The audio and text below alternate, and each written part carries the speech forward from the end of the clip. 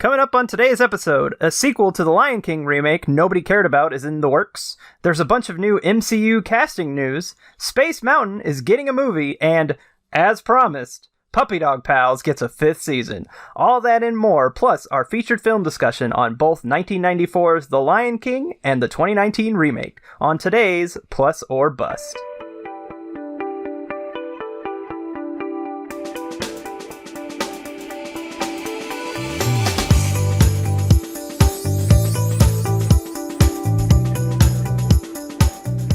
Welcome to episode 4 of Plus or Bust, a Disney podcast, where each week we watch a random movie on Disney Plus and decide whether we would recommend it a plus or not a bust. My name is Matt, and joining me today are my cohort, my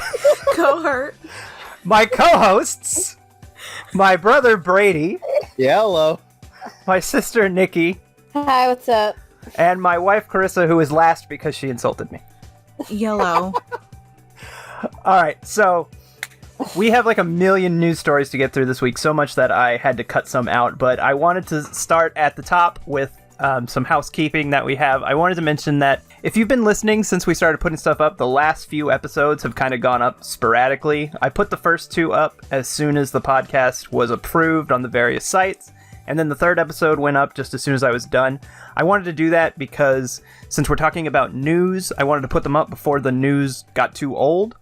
But starting with this episode, it is going to be on a more concrete schedule. I'm going to try to get them up every Monday. So if we record on Thursday, they'll be up on Monday. So that is the current plan for that. Look for new episodes on Monday, not 3 every week like we did last week. Unless you really want us to make 3. No, we don't have time for that. Jesus, no. Okay, and then, so now that that's out of the way, I wanted to say a few things that I forgot last episode. We talked about all the layoffs that Disney did, which was super tragic, but I forgot to mention that earlier this year when the pandemic first hit, the Disney executives like Bob Iger and Bob Chapek and all the people at the top, they took pay cuts to sort of help cushion the blow of what was about to happen so that they could help pay for their cast members that they furloughed. They made a really big deal about it. It was in all the news outlets. They released like statements about it. Bob Iger decided he just wasn't going to get paid at all for the next few months. He just cut his salary entirely. It was a really big deal. Everybody was like applauding them because, oh, good for these rich guys giving up their money. Good for them. Well, in August, their pay, it went back. They reinstated the pay for all those guys. And then a month later, they fired 28,000 people. So I'm sure there's no correlation to that. But Newsom won't open the theme parks. Yeah, I'm sure there's nothing. I'm sure that has nothing to do with all the firings. I'm sure Chapek getting his millions and millions of dollars again, I'm sure that had nothing to do with it. nothing at all. I just wanted to mention that Disney's kind of scummy. That's it. That's all I wanted to mention. They definitely have been recently with the way that they've been going about all this stuff, for sure. Yeah, I've been really... I meant to mention that last week because it really pissed me off when I first heard it, and we got so into talking about what we were talking about that I forgot to bring it up. Which is actually even more distressing considering everything that's been going on the last couple months as far as like anything that they've done for like social justice and all those issues that have come up and stuff like that. It's like you were doing good. Like why you gotta let us down? But I mean, they're all businessmen and rich and stuff, and money is root of all evil, so it is what it is, I guess.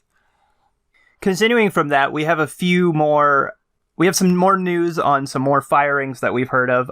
Blog Mickey posted, was it today, Nikki, or yesterday? It was yesterday.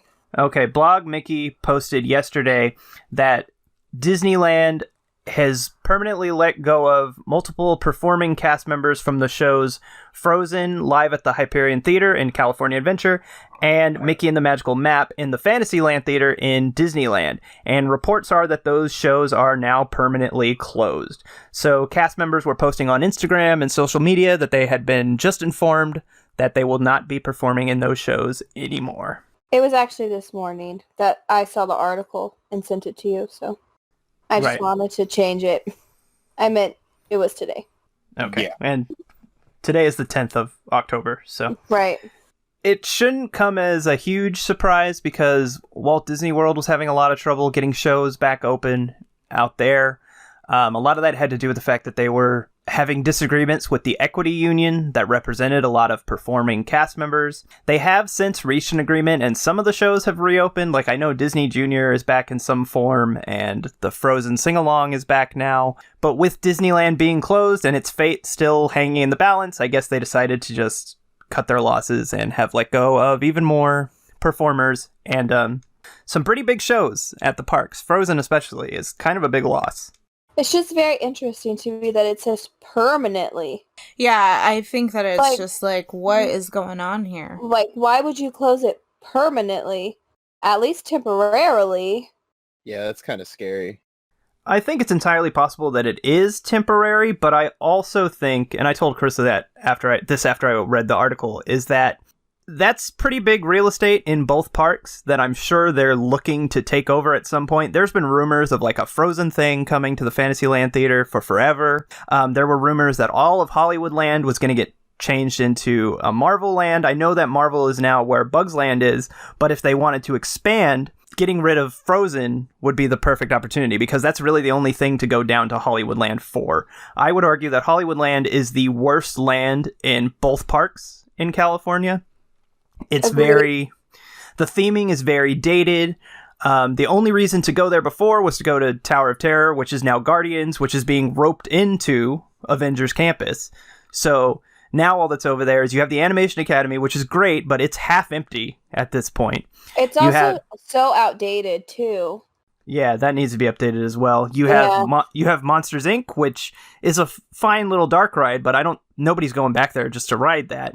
And then you have Mickey's PhilharMagic, which is like a half-assed version of the Florida version. Yeah. And then, of course, Frozen. But if Frozen's closed, there's a whole lot of people not going that way anymore, especially once Avengers Campus is open, and you can just go that way to get to Guardians. So I think this is as good of a time as any for them to take the opportunity to close these two attractions and eventually use that space for something else. Now, the problem is they're hurting for money, and a lot of these plans that they already have in motion are being delayed, so I can't imagine that anything they have planned for those spaces would happen within the next even 5 years. So it is strange that it's happening so soon, but I think, opportunity presented itself and they took it, so. Yeah, that stuff's not going to come to fruition for, like you said, a while. At least 5 years. So it's interesting that they, even post-pandemic, whenever we get out of this, it's like, it's weird to think that they would just get rid of with 2 huge theaters. Like, that's not even just, as far as, like, that real estate, but I mean, that's a lot of, those shows suck a lot of people in, especially Frozen. So it's just really strange. It's really disappointing too because I don't think we ever got to take Aubrey back. No, we did not. To go see that show. Yeah, and no, we didn't. She's old enough to be able to. Not even just Frozen, Magical Map too. We didn't go see it in March, and I was like thinking she would be a little bit better about it, so that's disappointing. Aubrey is me and Carissa's 4-year-old daughter, for people who are not listening and didn't know that. Oops. Sorry, Uriel. Uriel is Nikki's husband, for people listening who didn't know that. Oh my god. I think that they will do something with these locations in the meantime. They were using the Beauty and the Beast Theater in Hollywood Studios in Florida. They had that orchestra. They had that orchestra there that have now also been fired, which is incredibly sad. So I'm sure once Disneyland opens and they're at a higher capacity, because I don't think they're going to want to use these enclosed spaces, especially the Frozen building. I don't think they're going to want to use that right away. But I think eventually once things get a little bit better, they will want to use it for something. So they'll probably throw something really cheap and quick in there. Like maybe even the Frozen sing-along will come to the Frozen section. Yeah, it kind of makes me think, like, what are they doing? Like, I mean, I don't want to say, like, it's going to be something exciting or that stuff's going to get bulldozed, like, relatively quickly. But, like, because a lot of people, when they announced the Splash Mountain thing, they're like, oh, when it reopens, is it going to reopen as this new thing? But wouldn't it be crazy if when Disneyland did reopen, like, both of those areas were just completely, like, leveled and, like... I don't think they're going to bother with that yet. I don't think they're going to put the money into leveling them. Yeah, maybe. No. It would be interesting, though. They're just going to be big empty buildings, and it's going to look horrible. Positively. I could see them using like Magical Map area because it is back there and it's open outdoor. I can see them using that for like, I mean, if they needed extra seating, because I know like restaurants and stuff wouldn't be open if they had like limited seating back there just to have it, or even putting, I was gonna say even one of the smaller shows, like how they have the Beauty and the Beast and the Tangled thing that have like 8 cast members in them and don't draw any crowd. I can see them putting something like that back there. What are you talking about? That draws a crowd? I kind of feel like the future of those are in the balance too. I'm surprised we haven't heard anything about that. I also think that it's entirely possible that they'll use the Magical Map, the Fantasyland Theater, as like a mask-free zone, like a rest area. Yeah, that's what I was thinking too. Because that's what they're using a lot of like stages for out in Florida. Oh, okay. So like people will just go in there, they can take their mask off and sit down for a little bit. You can eat and drink and stuff like that. Yeah, it's open air. Well, yeah, see, kind of like what I was building on with it being like open for seating and stuff. Yeah, I can see that. I think it's more possible they'll use that stage for something than the Frozen stage right away, which is sad because that building is really great. Like it holds a ton of people. It looks really nice. Both Frozen and Aladdin were really good. So yeah, super curious what this means for the future. Because I mean, as much as like things are like uncertain right now, and then there's not a lot of money, it's like kind of makes you think like, well, is there other plans that they had like way further down the line that maybe they're going to do instead and work on because it would be in their better interests? Like maybe they're just like, well, shows aren't coming back for a while, so we might as well start construction on A, B, or C, and allocate funds and stuff like that, because now they're not paying all those people for that show and stuff like that. So I think the only things they would move forward with would be if it was cheap. Yeah, well, yeah. So yeah. I don't know. It sucks that all those cast members lost their jobs though, and that they just found out about it. It does say though in the oh my gosh, I lost it. The article that they were included in that 28,000. Right, I assumed they were. It's just like they're just now coming out with it. Right, and I also saw somebody on Twitter, I don't remember her name. She said that they're still making calls. Yeah. So I mean, 28,000 people's a lot.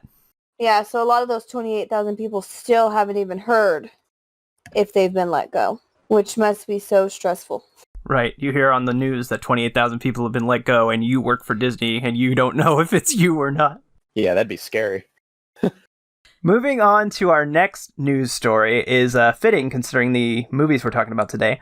According to Deadline, Disney has tapped Moonlight director Barry Jenkins to direct a sequel to last year's live-action remake of The Lion King. There's no start date or even a plot description yet, but supposedly part of the plot will be involving telling Mufasa's origin story. So. Keep it. Plus. No. This isn't surprising because The Lion King did make over $1 billion, and they already greenlit a sequel to The Jungle Book, which did not gross over $1 billion. Didn't they greenlight the sequel to Aladdin too? Yes, which also made $1 billion. Is that still coming? The Jungle Book is still coming, and Jon Favreau is directing it, which is why I assume this Barry Jenkins guy is directing The Lion King instead. Oh, okay. What is the Jungle Book 2 about Mowgli? There is a sequel to the Jungle Book, the original story that's about Mowgli as he's older, so I would assume so. Well, that's kind of cool then. I'd rather watch that than watch Lion King. You'd rather watch that than Mufasa's origin story? Prequel. I don't even know how to sequel. Prequel sequel. Yeah, supposedly it is still a sequel, so it's still going to be about Simba and Nala and all that, but at some point they will tell Mufasa's origin story, which seems weird because I would assume his origin story was born into royalty. Yeah. Like Simba was. So, I don't know how they're supposed to make that interesting. I guess if you don't, nobody really knows, so I guess it might be an interesting also had a child with his sister, Sarabi. Well, I thought they pretty much told Mufasa's story in The Lion Guard, because when they had to explain the whole Lion Guard thing, it was basically Mufasa became royalty, Scar was the second brother, so he became the Lion Guard. So I don't see how they need to build on that more. Are you Scar saying in the Lion Guard? He was a Lion Guard. Scar was the leader Oh, of the Lion Guard is before. is a title. Yes. Oh, okay. I don't know. I haven't watched Lion Guard. And Apparently Scar Brady was, has. Apparently. I probably will too. Scar was the Lion Guard, but he used his power for bad, so he lost it, and there wasn't a new guard until Kion because there was only one boy. Or there was only one child every time until Kiara and Kion. And I'm learning a lot about the Lion Guard today. I know. We're not even having our discussion about the Lion King yet. Well, I have no real interest in a sequel to the live-action Lion King. It is interesting that it's being directed by Barry Jenkins, who directed Moonlight. Didn't that win the Oscar for Best Picture? I did. That's a pretty... Actually, it was... What was the other movie? It was La La Land that they said was the winner. It was... I think that happened again, actually. No, I don't think so. No, I think it did. I think an actor... How did that even happen? Did they give him the wrong card? No, he had the right card. Because the guy came out and turned it around and it said Moonlight on it. So the guy who was announcing it said the wrong name.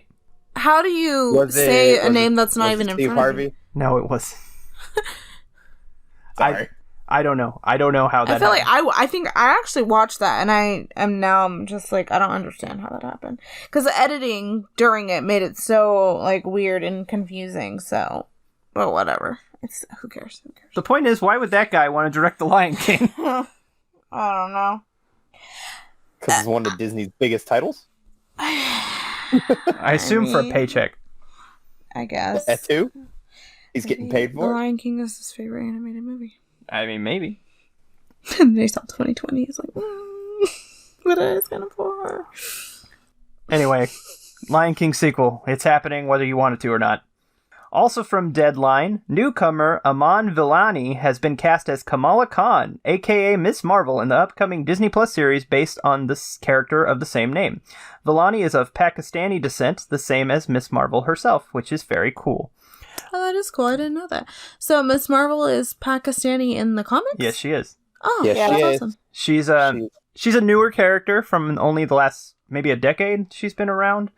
Roughly, yeah. Yeah, she's very, very popular. Marvel's been doing a thing where they've been trying to be more inclusive. There's like the new Hulk is like Asian descent, and like, yeah, I love him. He's great. And Ironheart is a young. She builds an Iron Man suit for herself, and she's black.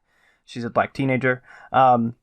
Miss Marvel has really connected with a lot of people because she's just a really enjoyable character. She's like a fan of the Avengers, so she's like a superhero fangirl herself, and she has superpowers and joins the Avengers. So it makes a lot of sense that they would want to make a Miss Marvel show. They're going to want to bring in younger actors to sort of fill out the ranks of Marvel later on down the line, since everybody else is kind of older, you know? So the girl they cast is a teenager, so... That's very fitting, and that's very cool. It's great for representation, and the character is really popular. So, yeah, she debuted in Captain Marvel number 14 in August of 2013. Oh yeah, she named herself after Captain Marvel because she's a big Captain Marvel fangirl. Yeah. That makes sense. There's also been a few other casting calls that have been found that Disney has put out for Ms. Marvel, and it's actors of varying ages, also of Pakistani descent. There's some that they're looking for of Egyptian descent, Iranian descent, so they're trying to fill out the roster with people that fit the proper ethnicity of the characters that would be in Miss Marvel's life. So cool. Yeah, I think that show's going to be a big hit. I think the Marvel shows are going to do great for Disney Plus. Yeah, I'm excited. I love Miss Marvel. Yeah, she's very popular right now. I mean, it says that a 2-time Oscar winning filmmaker is going to make the show, too.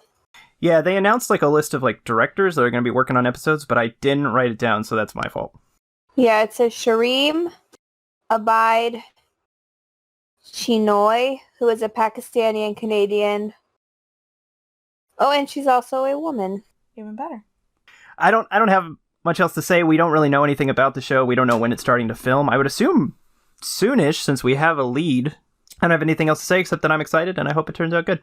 In other Marvel Cinematic Universe casting news, Jamie Foxx is reportedly coming back to play Electro in the next Spider-Man film. Jamie Foxx posted an Instagram post, which was promptly deleted, stating that he would be back to fight Spider-Man once again, but this time he wouldn't be blue. Jamie Foxx, of course, was Electro in The Amazing Spider-Man 2, the last Spider-Man movie before Tom Holland took over. That movie is awful, but it's interesting that they're bringing him back. And he's not going to be blue. Well, he's just going to be Electro. I assume he's just going to be the same character, but not the same character. Why did he delete the post? I don't think it was supposed to be out there yet. Oh. It wasn't officially announced. Oh, well, maybe he's not going to be. Why would he post that if he didn't know he was going to be in it? Maybe they're going to be like, you breached the contract. Oh. Ruined it. They're not going to tell Jamie Foxx you breached the contract, so you're not going to be in Marvel anymore. Yeah, that would be huge. Yeah. So that's really weird. But also, we just found out that Benedict Cumberbatch will also be showing up as Doctor Strange in the new Spider-Man, supposedly as a new mentor character for Peter. Wait, what? Doctor Strange is going to be in Spider-Man? Yes. Isn't he? Yes. He already knows him. Yeah. He's going to replace Tony as like his mentor. He's going to be in the movie. He's going to be in the movie. Yes. Okay, I don't understand why that's news. Because we didn't know he was going to be in it before. Oh. Benedict Cumberbatch signed on for another movie. But didn't we already know that's that they were pretty going to big. intertwine and stuff like Eventually, yeah. If Doctor Strange is going to become the new Tony Stark and start showing up in all these movies, that could be have some pretty big implications for the MCU, because Doctor Strange deals with like the mystic arts and everything, and it's like a lot more supernatural and weird than Tony Stark's like technology. A lot of supervillains in the MCU, even movies that have nothing to do with Iron Man, have a vendetta against Iron Man, and they use a lot of technology to fight him. So I wonder if they're trying to set up a more like just weirder things happening in the MCU by relying on Doctor Strange more. Well, I thought that weren't they going to go more towards of a cosmic stuff too? Well, yeah, the next Doctor Strange movie is the Multiverse of Madness, so they're going to really start diving into some weird shit. Cosmic And it was stuff is supposed what to I be said. like a That's all horror I said. movie, right? It's supposed to be on the scarier side, yeah. Yeah, it's supposed to be a 'Cause thriller. isn't Thor and Guardians, those are all supposed to be like in space. Yeah. Captain Marvel in space. Yeah, they're going to start relying on that too. Him being able to go, he could probably go into space. Yeah. So that brings a broader thing than just Earth. Yeah. I honestly think that it going to a cosmic thing versus like on Earth or whatever, I think that it has like, I mean, I guess Marvel's already as big as Star Wars, but I think that it's like, it would be like cool, you know, it'd be like the next, I think it would carry the next, what do you call it? Phase. Yes, there you go. Perfect. Next phase. Very well. Well, if they already had to fight off Thanos, the big bad, and save the planet, so if the next logical step is go into space and save all the planets. Right. Mm-hmm. Galactus. I mean, it could set that up. I heard rumors that, what is it, Kang the Conqueror is supposed to be in the next Ant-Man movie, which is insane. Oh, I'm so excited. I love Kang. Yeah. There's going to be another Ant-Man movie? Yeah, it actually got moved up on the slate because Black Panther had to be pushed back. Mm. Yeah. Yeah. Why is there no Doctor Doom movie for Uriel? Doctor Doom, I mean, they're making a Fantastic Four movie eventually, so he'll show up at some point. Maybe not his own movie. Yeah. He's not going to get his own movie, but... Well, now Uriel's crying. It was originally rumored he was supposed to be the villain in Black Panther, but now who knows what's going to happen with that movie, so... But there is a start production date for Spider-Man 3. I don't know if you saw that earlier, Matt. When is it? I think it's next year, right? Next Friday, actually, October 16th. It's going to start production and filming in Sunnyside, Queens, New York. So it's ready for I believe it said December 17th of next year release date. No way that it's coming out next year. They had to move all those other movies around for next year. It does say at the bottom of this article. It says MCU Spider-Man 3 will begin filming on October 16th, 2020 in Sunnyside, Queens, New York, ready for a December 17th, 2021 launch. That's absurd. That has to be a Sony decision because Black Widow, The Eternals, and Shang-Chi are all coming out next year, right? Or did Shang-Chi get moved to 2022? We talked about this before, and I already forgot. We did. The article I'm looking at also says 2021. Yeah. I'm Black Widow, May 7, 2021. Shang-Chi, July 9, 21. Eternals, November 21. What does this say for Spider-Man here? Yeah, everything that I'm seeing says Spider-Man December 21. Yeah, December 7th, 2021. That's absurd. One of these movies is not making that date. What? I think it's going to end up being Eternals. You think Eternals is going to get delayed again? My birthday's not on a Saturday. I think it's a loose. Everything is up in the air. This is all just loose stuff. It all this could article change. This article And when it does, we'll let you know. Yep.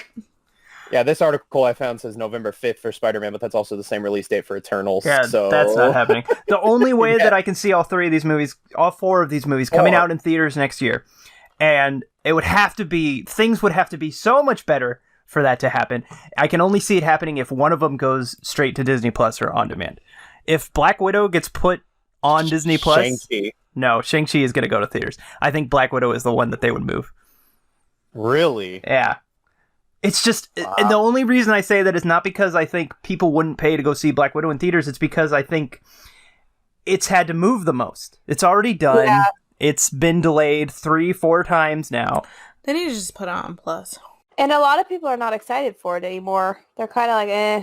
Because it doesn't talk about one of the biggest things that everybody wants them to talk about, and that's her and Hawkeye.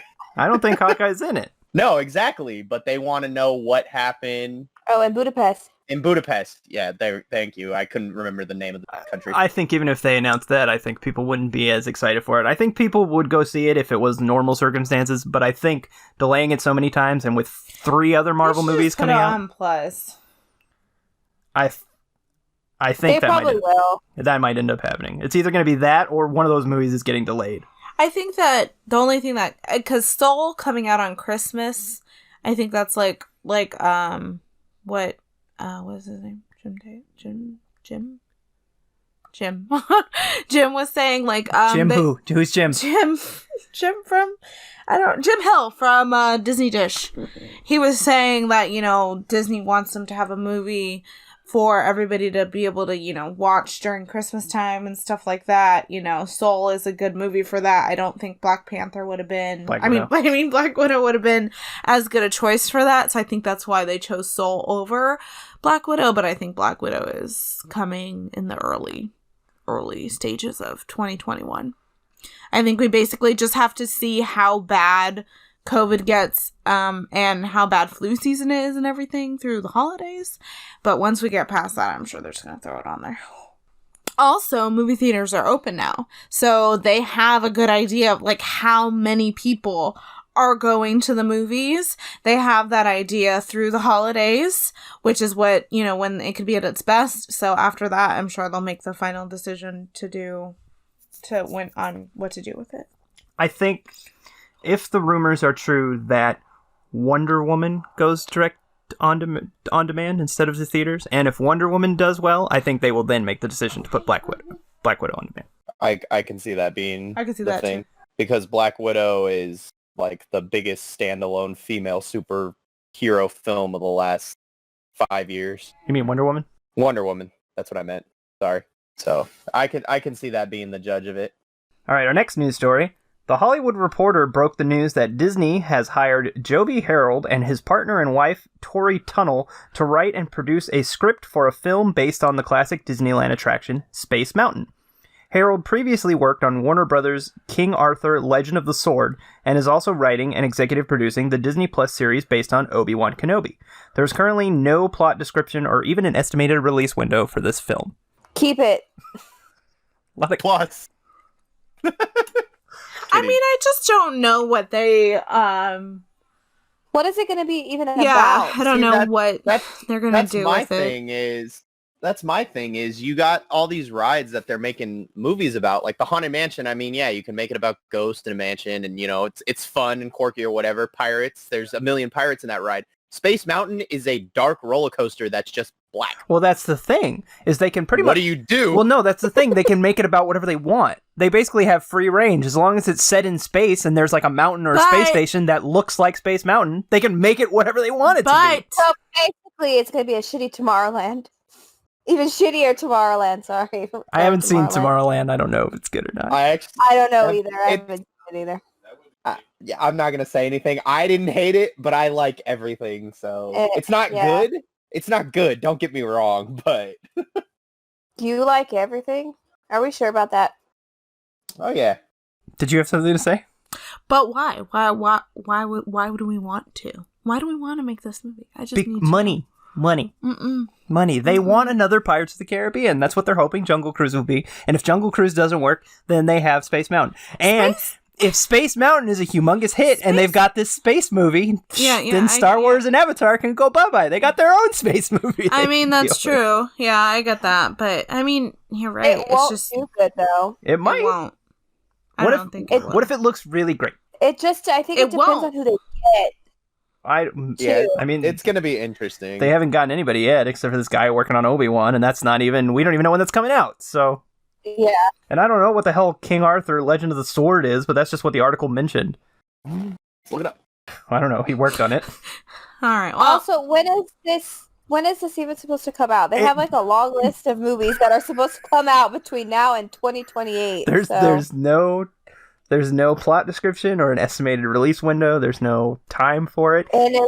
And it's not even on the undated films list. It's probably one of the to be announced. God, do you remember going to the movies and you would be watching and there would be previews for something and it would be coming out in 6 months.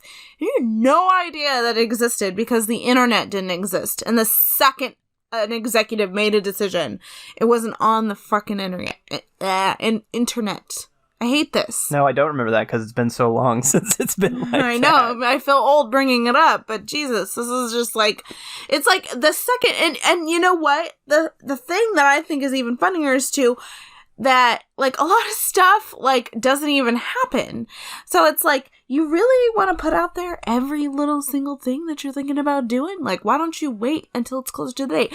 Be like Universal. Okay, have the roller coaster built and then announce it. Universal announces all their movies, though.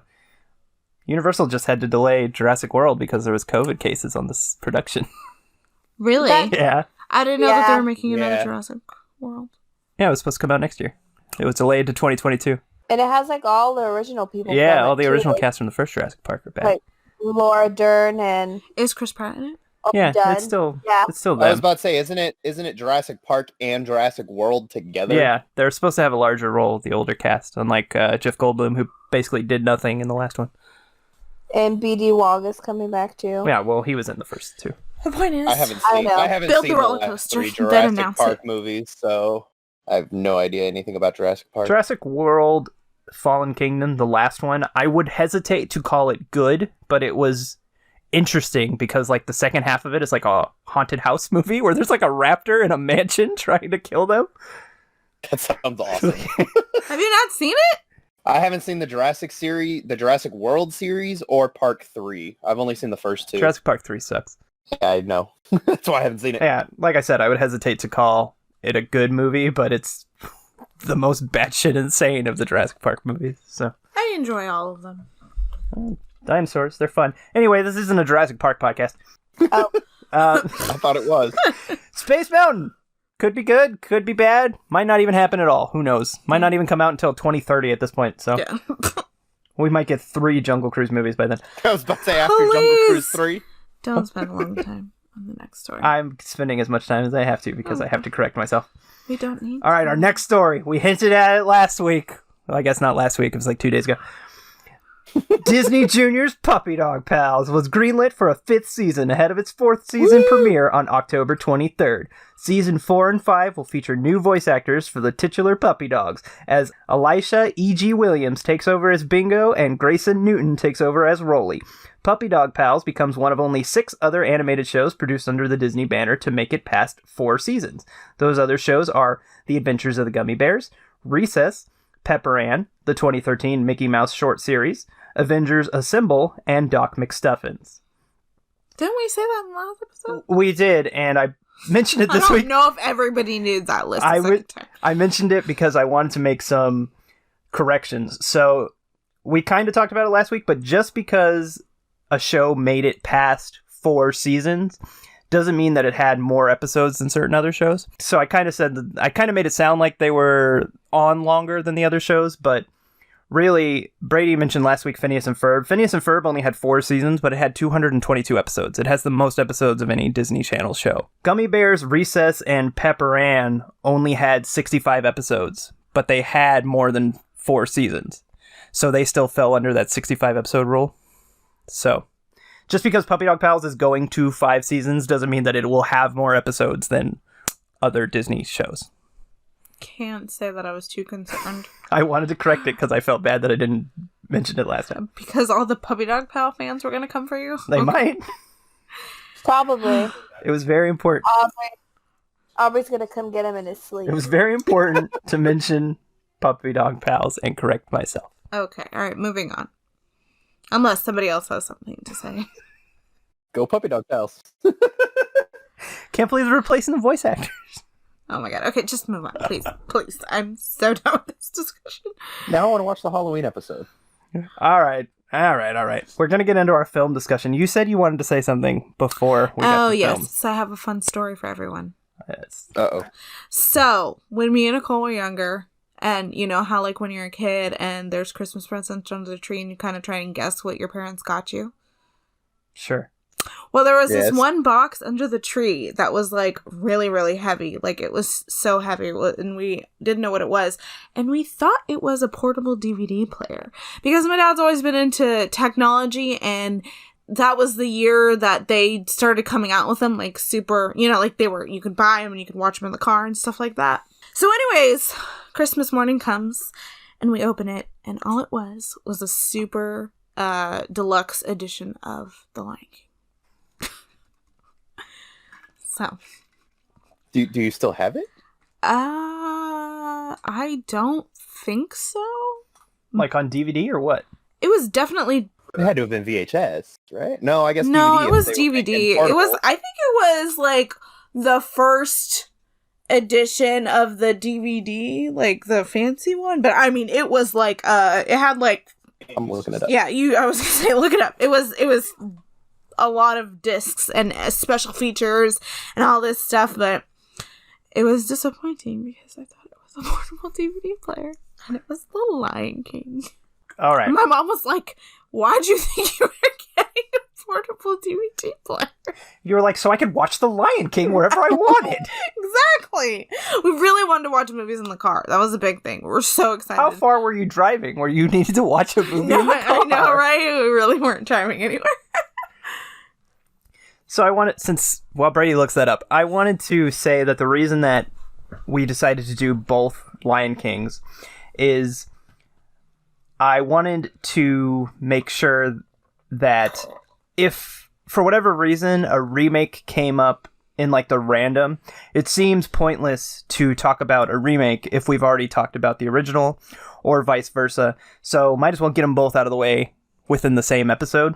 And I wanted to do that as one of our first 4 episodes to kind of test it and make sure that we, had enough to say about them, or if we felt like maybe we should separate them or whatever. So that's why I decided to do both Lion Kings. And I figured we'd start with The Lion King since it's debatably one of the most popular Disney animated movies of all time. The live action made a ton of money. So that's where we're at.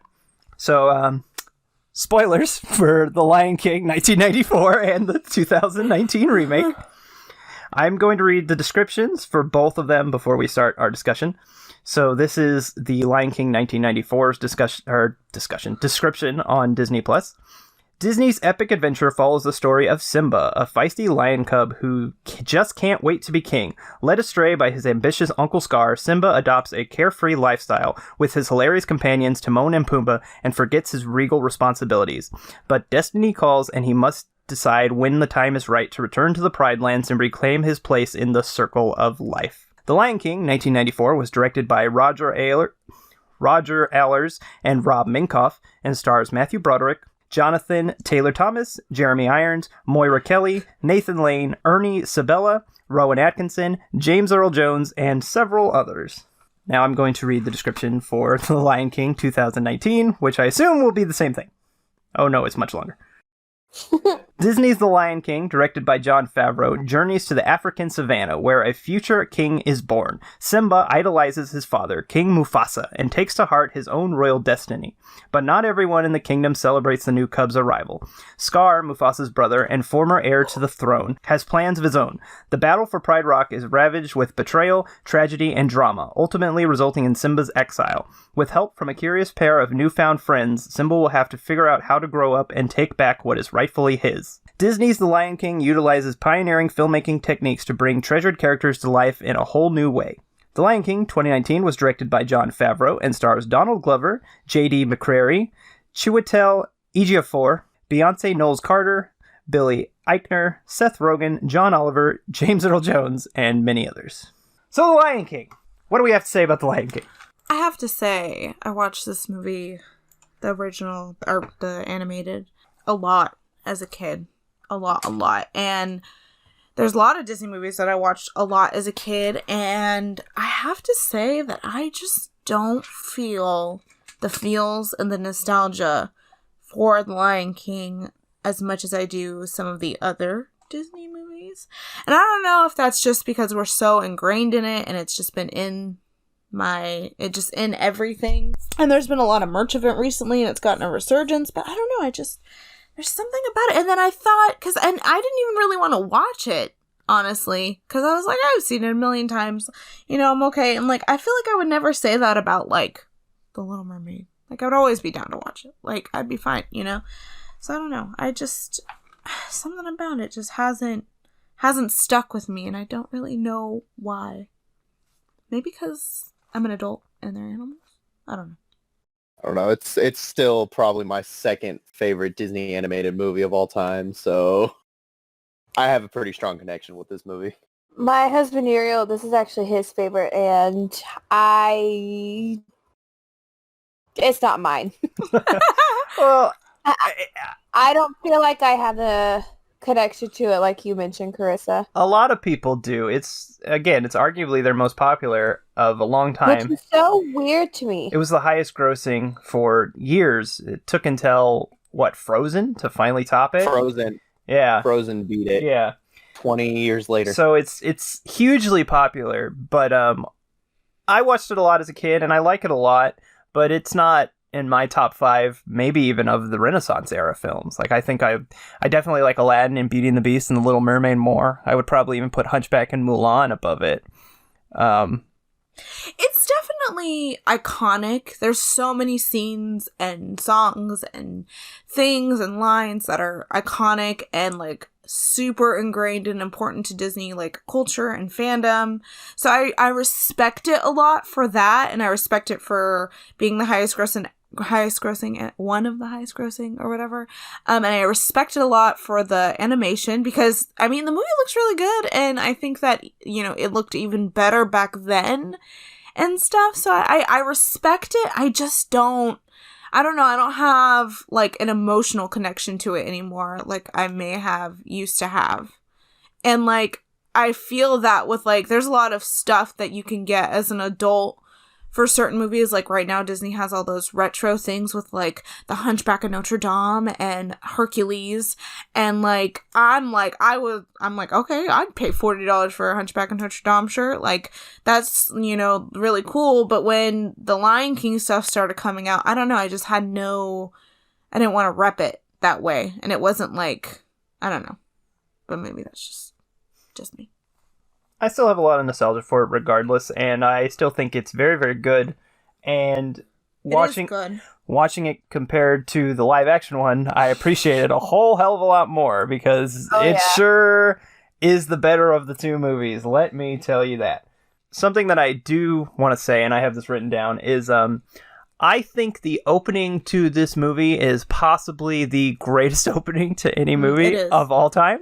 Mm-hmm. Just the first shot of the sun rising, yes, and the music just immediately. You don't even like see it. You feel the opening, like it's It's ingrained in you. Yeah, like it's maybe the most iconic opening to a movie outside of maybe the Star Wars theme coming at the screen and like blaring that music. Like that's the only other movie that I can think of where the opening hits me as hard as this opening. Like it's just the second it starts, you're like, okay, I'm here. I'm in The Lion King. This is it. I'm ready. For sure. I love the opening to this movie. It's really fantastic. And the opening is pretty good in the remake. It's mostly exactly the same. Yeah. I was about to say, I put down that it's pretty much the same damn thing. Yeah, it's still pretty good. It's not as good, I don't think, but it's still pretty good in the remake. I just think the rest of the movie fails in a lot of big ways.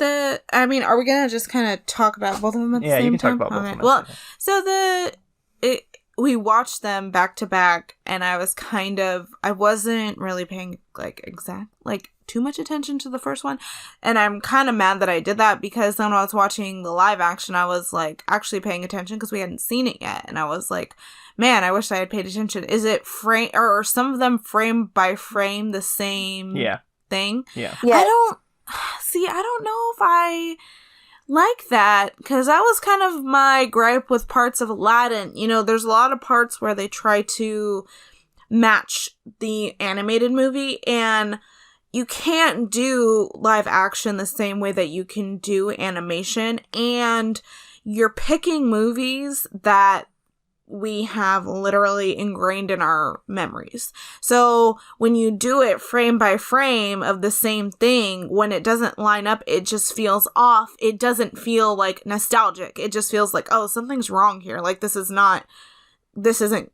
your brain is like going faster than the picture, and it's not good. And I kind of wish that they had done just like a similar opening, but then did different scenes versus trying to pull the exact scenes that they did before. So like, why don't you just build on it and add stuff to the story versus, and like I feel like Aladdin did that. It added to the story, and I liked that because I think a lot of the things that they added were really good. And I kind of was like, why didn't they do that with The Lion King, where they even arguably had even more free range? Because it was all like they computer generated the whole thing, right? So they could have done it that way to begin with. I don't know. Not good. Yeah, they could have given Nala a best friend, and they could have given Simba a best friend that fell in love too. Exactly. Like Aladdin. Yes. Like Aladdin. The thing with this quote unquote live action version is, by trying to make it look more realistic, they made it look way more boring than the original. It is technically impressive. The new movie is technically impressive. It's amazing that technology has come so far that we can get animals to look as real as these ones do. You can still tell they're CGI, especially when they move certain ways, you can tell. But it is still a visually impressive movie. But they wanted it grounded in reality so much that it's just hard to connect to in the same way that you can connect to the original, because the original, it's animated in a cartoony way to where the characters can make really cartoony expressions, and you look at their expression and you can tell what they're feeling, and you can connect to those characters in a big way. Whereas this live action quote unquote CGI version, the characters have the facial expressions of lions and they can't emote very much. So the one shot that really made me feel it the most was the shot of Simba's face when the stampede is first coming. Not when it zooms out, when it like shows him close up. In the animated movie, there is a look of dread on his face that you can visibly see when those wildebeest are coming over the hill. He is terrified. He knows that this could be the end of him. And they show that exact same scene in the CGI one, and it's just his same face that he makes the whole rest of the movie. You don't feel the tension there at all because the character isn't emoting the same way that they do in the animated version. You cannot connect to it the same way. Yeah, that was one of the biggest problems that it had when it first came out, was there's no way of emotion. So that's one of the things that got people like so against this movie. And I mean, you've seen it now for the first time a year and a half later, and you're the same way, which I mean, it's a major problem with it because emotion is a big thing when it comes to these Disney movies. Especially when they were so good at doing it however many years ago in 1994 or whatever. Like, they did it so well. Like, that's one of the best parts about The Lion King is, like, all of their reactions and, you know, stuff like that is so good as an animated movie. And it's just like, why would you try to redo it? Yeah. Another thing that really sold me on, like, okay, this is definitely not going to be as good is the I just can't wait to be king scene. Oh my god, that was such a letdown. That and Be Prepared. Both of them were just like, I mean, what is this? I mean, I would honestly had rather them just take the songs out than put that half-ass, half-sung, whatever crap they put in there. It's just, it was so bad. You can't, like, again, like, The Lion King, so many parts of it are iconic. So you can't give me this, like, fake version, half version. Like, that's not good. It's just boring. And it's just lackluster. And it's bad. We will get to Be Prepared and Scar, because I have many things to say about both of them. But I want to talk about I Just Can't Wait to Be King, because that scene in the original is so good. They play with color so much in that scene. The entire scene is transformed because the song is really fun and upbeat and you're supposed to sing along with it. So they make the colors of the world around you change. It's already a colorful movie, but they change it into like reds and pinks and purples and blues, unnatural colors that the jungle wouldn't be otherwise because it's this fun animated scene. And they could absolutely 100% do that in CGI if they wanted to. They could. They could have recreated that scene in a really fun way where it pops. But they just decided not to. They wanted it to be realistic. So instead, he just starts singing and nothing happens. The scene stays static. Nothing changes about the scenery. They're just walking from point A to point B, singing the song as other animals are walking around them. They never jump on top of the animals and start singing. The other animals aren't like dancing or anything because they want it to be so realistic that it can't be fun. They're singing this fun song, but nothing fun is happening around them. Yeah, that was one of my biggest things I had too, was they completely took that song and blew it out of the water. I mean, they could have done it in a good way, and they did it in a bad way. Yeah, and like the animated movie, something I really appreciated with it, watching it again, was that it uses color so well all throughout it. Like, there's a lot of like oranges and reds and blues because like when the sun is setting or the sun is high or like it's nighttime, like there's a lot of really reds and blues and it really pops. It reminds me a lot of Aladdin. Aladdin also plays a lot with blues and purples and reds. And it looks really good. It makes things really stand out. And I think this is one of their best looking traditional animated movies. It feels really big because it's about like a really big location, unlike something like Beauty and the Beast where it's all set in the castle or something like that. It feels really big because there's a lot of sets. And it also stands out a lot in the Renaissance because it's the only film where the protagonists are animals. All the protagonists in the Renaissance films are all humans. It's the only one where they're animals. So I think it's one of the best looking ones because of that. And the CGI version, again, because it's going for that realism, everything is just drab. It just looks like the savannah. And for as great as the savannah is for like all the wildlife and everything, it doesn't look great. It's just like a bunch of dead grass and dirt and rocks. And they captured that really well, but it just doesn't look as good as the animated version. It just doesn't. It doesn't draw your attention as well. And the characters don't look as good because they're not the bright colors of the animated characters. Yeah. I like the scene because it had the cute little baby animals, but it was a little disappointing that they didn't have the characters really interact with them. Yeah. Even I felt like Zazu wasn't that big. Yeah, Zazu had such a minor role in this movie that it was kind of depressing too. He did have one funny line at the beginning of the movie, at the live action one, where he's talking about his brother as a woodchuck or a woodpecker. Woodpecker, that was funny. Oh yeah. That's a funny line, but otherwise, not so much. Something I want to say about the CGI version. Is that it was boring? Yes. No, is the CGI version has a really stacked cast, and I feel like none of them really add anything to this film. They don't. They don't add a damn thing. They don't. And it's a waste of money because why did you pay all these people all this money to be in this movie? And also, why get talented people if you're not going to use them? Like, they literally all just say their lines. There's nobody added anything. The only person who had, like, a noteworthy performance was Scar, and even then it was still lackluster. And I just don't understand. And it's kind of frustrating, too, because the whole cast is just, like, this, like, like a lot of, like, a representation of just a lot of talented people, Black people. And, like, The Lion King is set in Africa, and, like, it's, like, kind of something that's, like, close to the culture type thing. And it's like, why did you do all that if you really weren't going to, like, enhance that in any way? Like, you just, like, had them just to have them. And I remember looking at the freaking cast photo and being like, this is it. Like, this is the shit. And then this movie is just, like, they were all just there, not even all together. They all said their lines, and then that was it.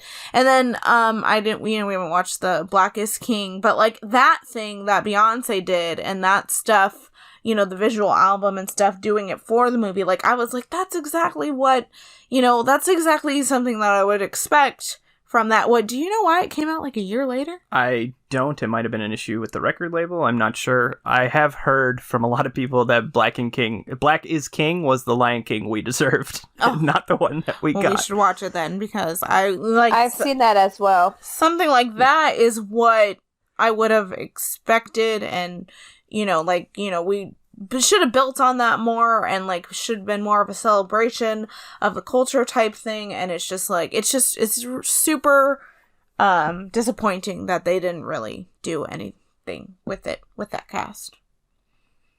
You got Donald Glover. He's amazing. Yeah. Mm-hmm. And Beyonce. And Beyonce, even though I feel like they put Beyonce in there just to put it on the posters. Right, exactly. To get people to watch it. Yeah, they put those two big names on it because it draws people in, but they're also amazing singers, and that helps with a majorly music-driven movie. But Beyonce only sings one song. They only sing one time. So does Simba. He sings twice. That's true. He sings the end of Hakuna Matata. Oh, okay. The end. Oh, yeah, that was, like, the only, like, his little riff or whatever. Yeah. Is that's great. Hakuna Matata. I mean, I love the Princess and the Frog as for what it is. I really do. I truly do. But why didn't we get Beyonce to be our Black princess? Like, why? She was considered. I think she might have turned it down. She was considered. Yeah. Yeah. They should have fought for her. They probably weren't willing to pay her enough. But The Lion King, like, come on. I don't think Beyonce would have been better as Tiana than Anika is. I don't think so either. I don't think no, so. I don't. I absolutely I don't think like that her voice.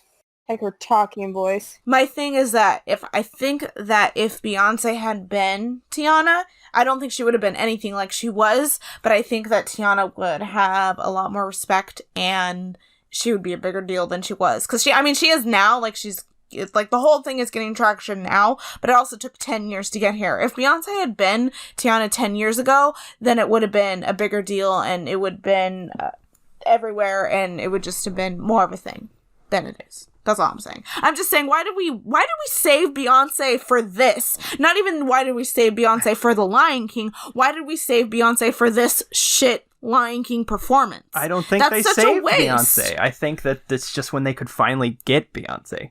What? I don't think they could. I don't think in 2009 they could get Beyonce. They are a bigger company now than they were in 2009. I don't think that has anything to do with it.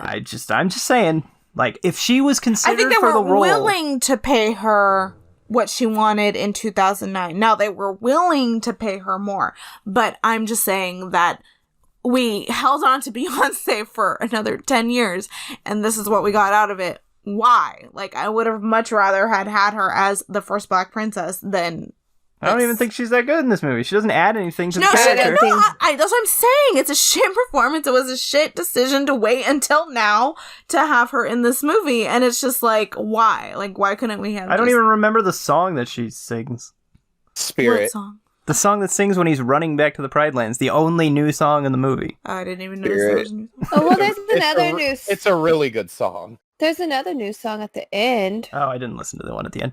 But it's by, what's his name? Elton John. Oh. Never Too Late is what it's called. They always include one new song in these movies so that they could be nominated for Best Song at the Oscars, and it has not worked once. Not a single one of these new songs in any of these live-action remakes has been nominated for Best Song at the Oscars.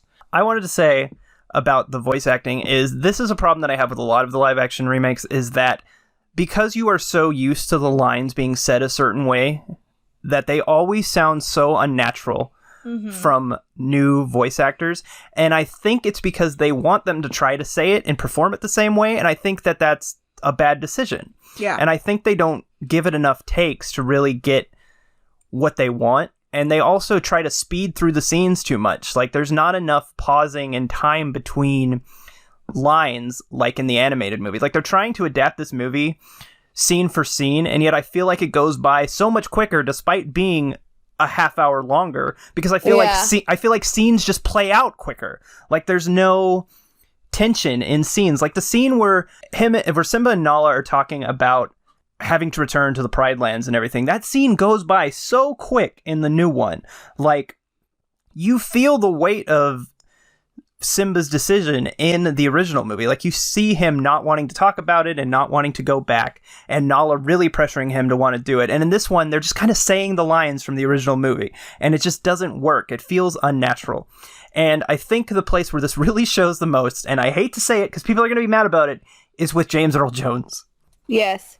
I love James Earl Jones. He is Mufasa. He is Darth Vader. They could have just played the old audio. I think they should have. They could have, yeah.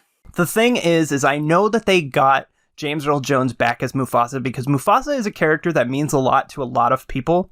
I don't entirely get it. I like Mufasa, but he's not like my favorite Disney dad or anything. But he means a lot to a lot of people. And when people think about Mufasa, they think about James Earl Jones. And so do I. I think about James Earl Jones because that voice, he just has a presence to him with that voice.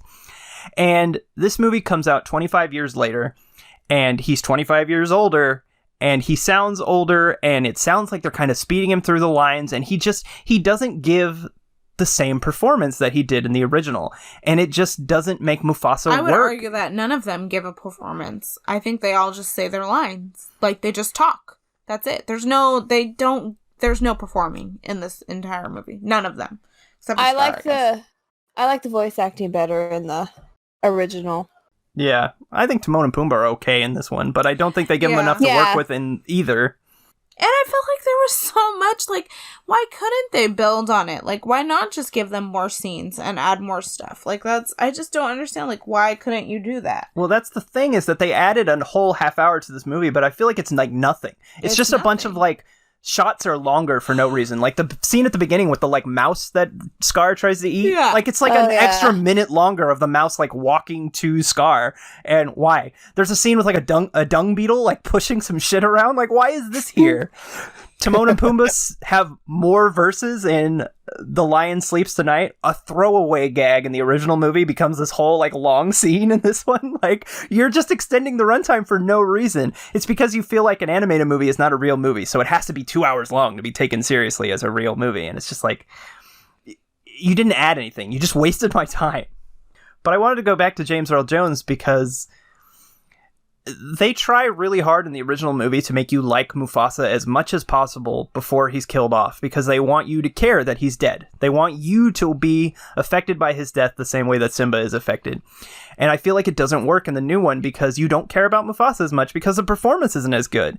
It just isn't. Like the scene where he's talking to him and he's like, I thought I might lose you. Like that scene goes by so quick. There's no real inflections in his voice. You don't feel... There's also no emotion because they're lions and not animated lions. So they're just... It just looks like you're looking at animals. So it's not like, you don't see the emotion in his eyes and all that stuff. It just doesn't work. It doesn't work. I almost wish they would have not used James Earl Jones and just got another voice actor, because it just wish they didn't make the movie. It just makes it all the more... Right, me either. It makes it all the more apparent that he's not as good as he was 25 years ago. It just makes... I don't think that's it's not his fault. It's not his fault, but the performance isn't as good. No, and but I don't think they cared. They obviously didn't give a shit. And nobody else did either. It made $1 billion. We paid all these people all this money. Can you just come in, spit these lines, and then leave? Okay, bye.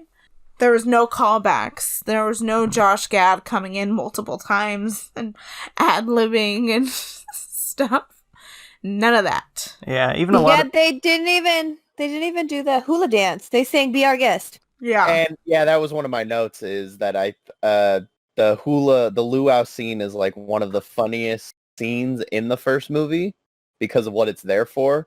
But instead, in this one, he just casually comes on and sings "Be Our Guest" out of nowhere, and I think it's hilarious, but it's different. Yeah, I think that scene's pretty funny. They didn't do the hula because that wouldn't be realistic. They don't want an unrealistic scene in their movie. Exactly. So let's talk about Scar. Oh, yes, okay. Please. This is for Brady. Yeah. So Brady doesn't like the Be Prepared scene. Why is that, Brady? It's awful. It's not the same song, and like, you know, you get the feel when in 94 when you're watching it and the whole Be Prepared scene, you know the whole song and everything. This one, he's kind of just talking and just saying random crap. He says "Be Prepared" like twice, so you don't even really feel like that's what this scene is, to me anyway. Yeah, he like sings the last verse of the song. It's not even the whole song. It just comes out of nowhere and it's gone just as quick. Like, there was almost no point in even having it be a musical number. They might as well have just had him say it. Just give the speech. If you're not going to bother to put in the whole song, why bother to reference it at all? Yeah, that was my biggest thing. It's like you took my favorite scene from the movie and one of the best songs ever that, I mean, everybody knows that song. Everybody knows the history behind that song, except apparently Nikki. And it's just, they didn't do it any justice in this remake, and it completely killed it. Yeah, that song is so good in the original, and I really love the way they animate Scar in the original. Like, it's some of my favorite animation in the movie is when he is going behind the rock, and he does the part where he's like, is tiptoeing nearer. Like, he goes behind the rock, and he like leans back, and his mane is like flowing, and he kind of does like a whoosh with his mane, and it looks really great, and it gives Scar a lot of personality. What I really like about Scar in the original is that he's a very cunning character. He's very smart, and he knows that, but he also knows that he's very weak. He even mentions that he got the brain and Mufasa got the brawn. So he's constantly trying to like talk his way out of situations, but he's kind of prissy, and he's also kind of a coward. So whenever somebody like confronts him, he's like, I Simba, what are you doing here? Like, he's trying to talk his way out of things, and it makes him a little bit more unique than some of the more just like threatening Disney villains. And then in the new version, I think the performance is good for the character that they do in the new one, but they make Scar more of a threat and less prissy and less of a coward. And so he's just less interesting as a villain because of that. They take away what makes him unique. Instead, he's just kind of a mean lion. And I don't like him as much. I think the performance is good. I think it's the best performance in the movie, but it's forgettable because they made Scar more forgettable. Yeah, I completely agree with that, because Scar is my favorite villain and they just completely butchered him.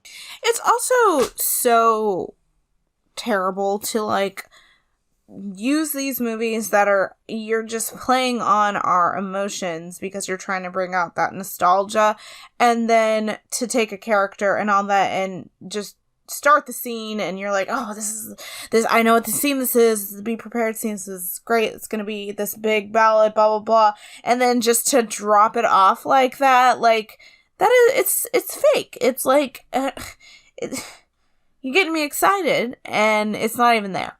I'm excited. Yeah. Like, I feel like this movie made $1 billion because everybody was excited to see they're the Lion King in a different way, but it's not even like we got the Lion King in a different way. It's like we got a watered down version of the Lion King. It's like the National Geographic of the Lion King, except less interesting, because I would almost have rather had a voiceover telling me about lions versus listening to Beyonce speak lines and not even deliver any type of performance. Like, it's trash. It's trash. Jesus, Carissa. Jesus. As Forky would say, trash? Yeah. Trash? I don't know. And that's the thing. Like I said in the beginning, I don't even like cherish the Lion King the way that a lot of people do. I don't think I do a lot more now. Yeah, but how disrespectful is it for you to take your own movie and water it down like this? Like, this is your movie, Disney. This is yours. And then you're gonna give it this boring follow-up? Like, I mean, the Beauty and the Beast, Matt doesn't really like it, but that one was, like, in my opinion, was way better. Aladdin was way, way better. Haven't seen Mulan yet, but it's just like, this is for sure, probably, without even seeing all of them, this is for sure going to be the worst, I think, of all the live-action remakes. Well, because even with, like, Aladdin and Beauty and the Beast, they added something. Yeah. Yeah. Beauty and the Beast is my favorite. I think Beauty and the Beast is, I would say it's maybe a little bit worse because I feel like the things that they add kind of actually take away from the story. They try to fix plot holes, and in a way they just make more plot holes, and maybe we'll get into that in a future episode, but like they introduce that like teleporting book, and then it just never comes back, and it's like, well, why didn't you use the teleporting book again? Belle had to get back to her father so quick. Why didn't she use the teleporting book? Anyway, I think ultimately Beauty and the Beast is a worse movie, but I kind of respect it more because it at least tried to do something different. It at least tried to add a few extra things into there. Everything that they added in this movie was just pointless, or just like I said, extending scenes that didn't need to be extended. Like, they try to force this thing where like Shinzi and Nala have like a rivalry, but it just comes out of nowhere at the end for no reason, because they wanted Nala to be more of a badass, because we got to make all the females badass, even though we didn't give her anything to do the whole rest of the movie. But now all of a sudden at the end, she's got to fight the hyena because girl power, I guess. But I did think her escape was pretty cool. Yeah, it was. It built some tension. Yeah, I liked that. I don't entirely know how she managed to get from behind the rock to up on top of the rock and then back behind the rock again without anybody catching her. I'm not entirely sure. But I did like that. I did like that scene, and I liked Zazu coming in and kind of being useful.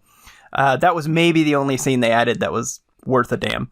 I want them to stop remaking these movies and start reimagining them. That's why I like The Jungle Book. It feels like a reimagining and not a I agree. retelling. See, that I've never Aladdin seen, as well. so I can't say.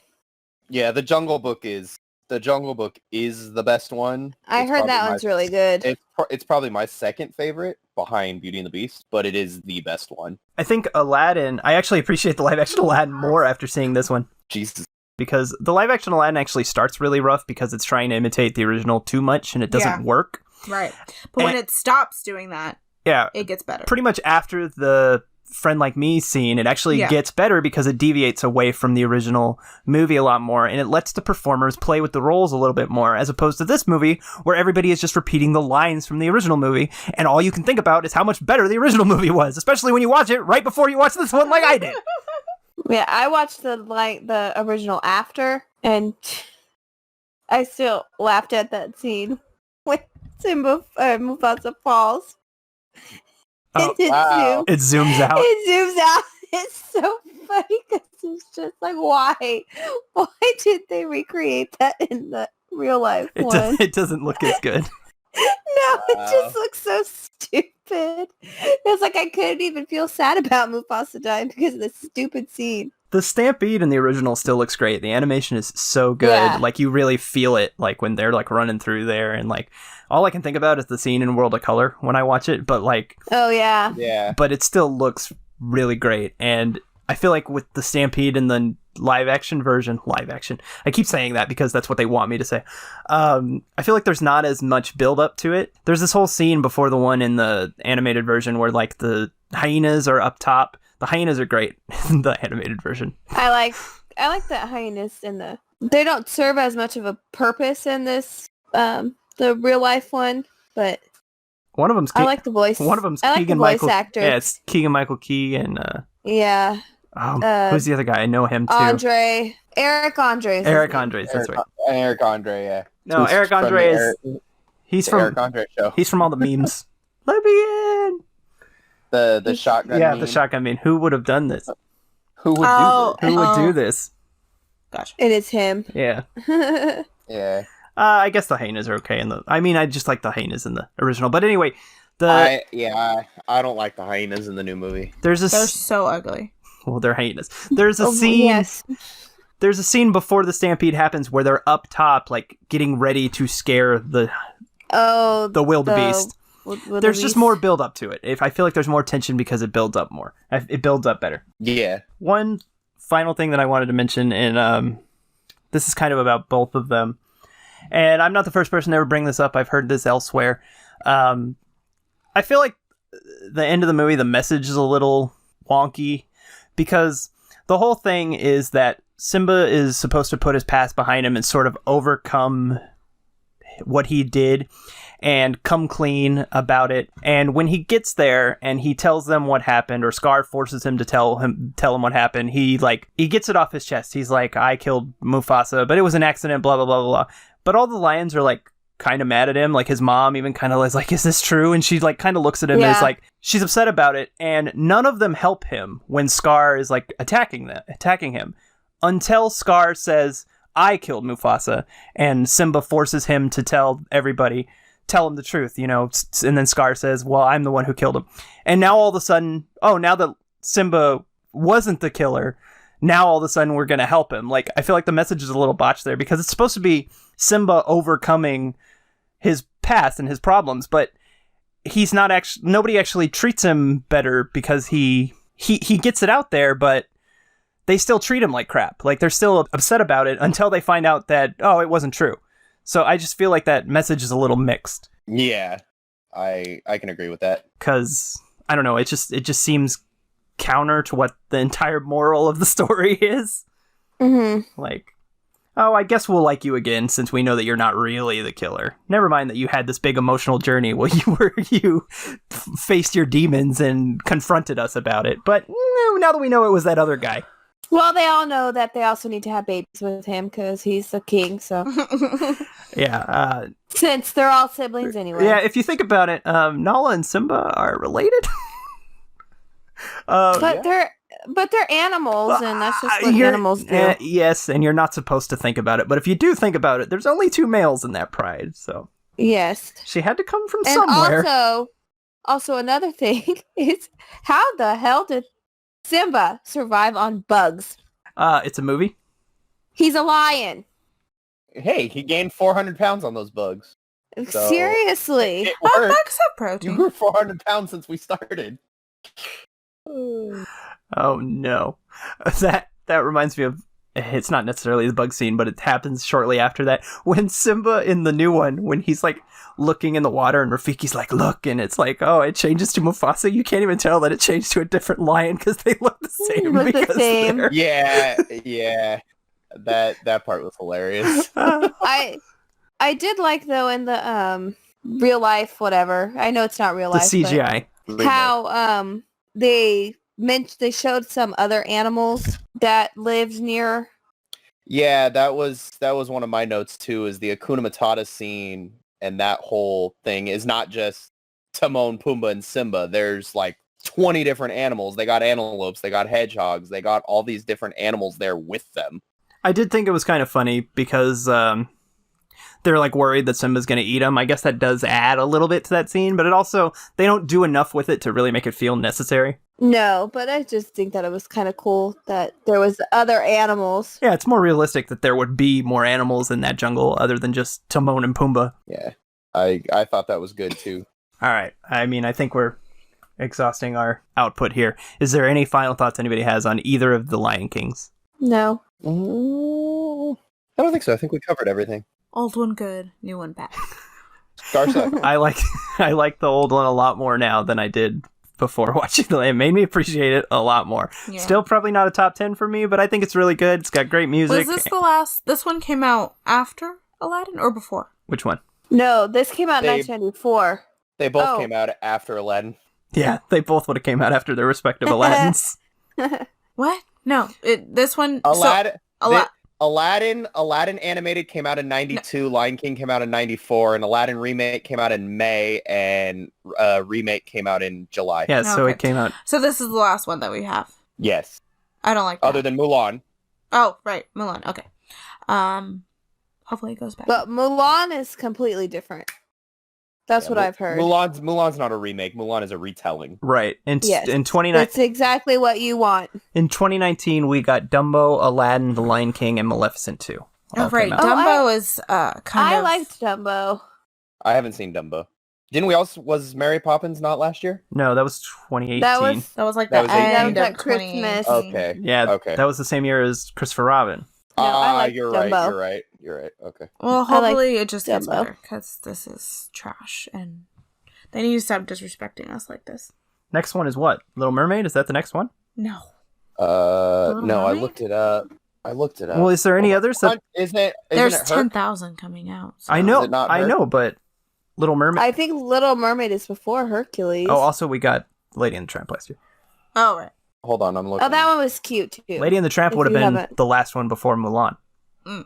Oh, Cruella's next. Oh, that's right. Cruella, I Cruella, have no then- interest in that movie at all. Oh, really? I really like her. So, I mean. I like her too, so I'll probably Cruella's watch it the just only- for. Cruella's the Emma only Stone. one with a release date.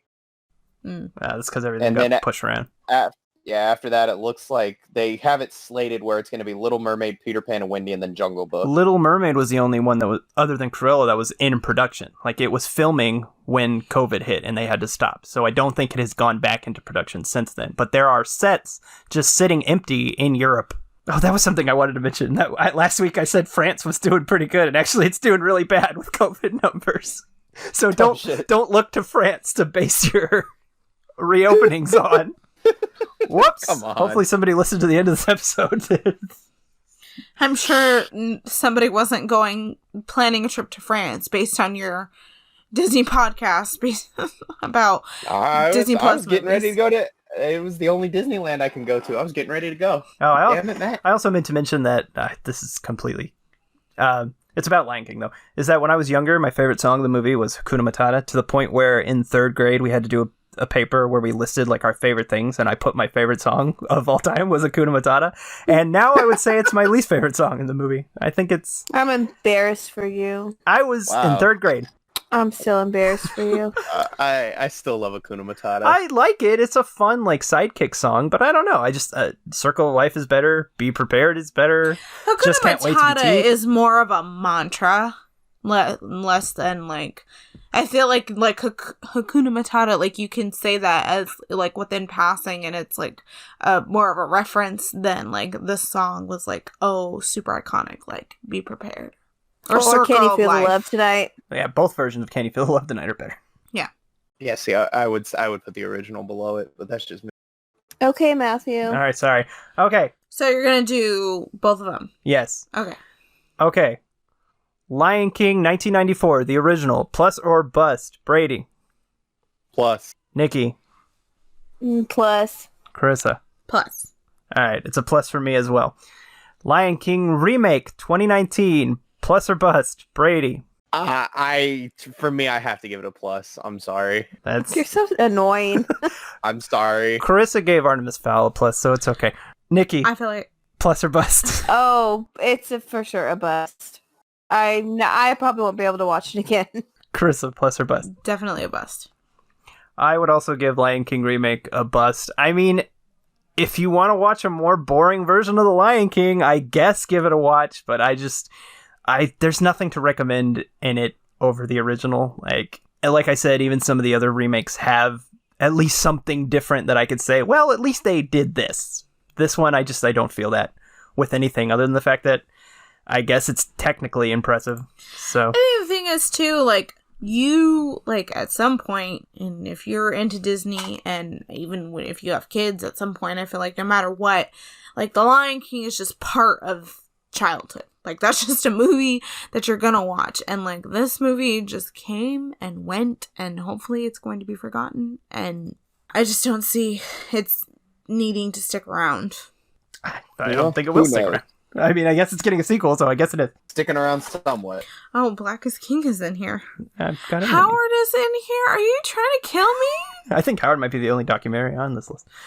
All right, so we have finished our first 4 movies. Oh god, I'm so scared right now. Which were the ones I know, me too. which were the ones that we picked ahead of time. Noel in there. It's not Christmas time. Well, if it comes up, we'll just wait for Christmas. Noel I want to do for Christmas for sure. Okay, let me explain what's happening. Sorry.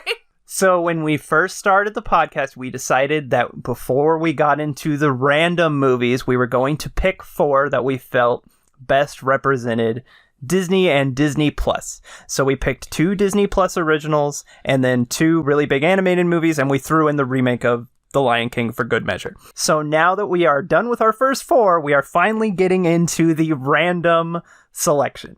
So I have put every film that is on Disney Plus into a random name picker.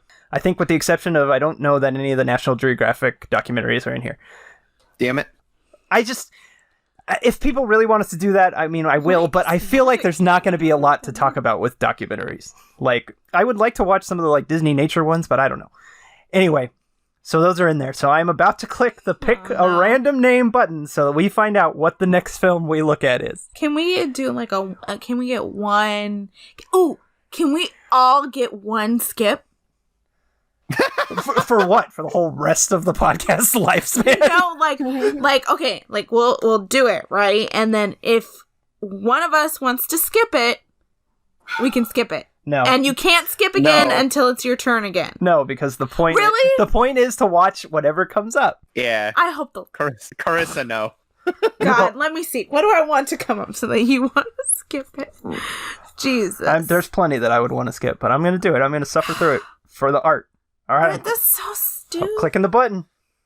I'm doing it. God. I'm scared. I'm so terrified right now. Can't wait.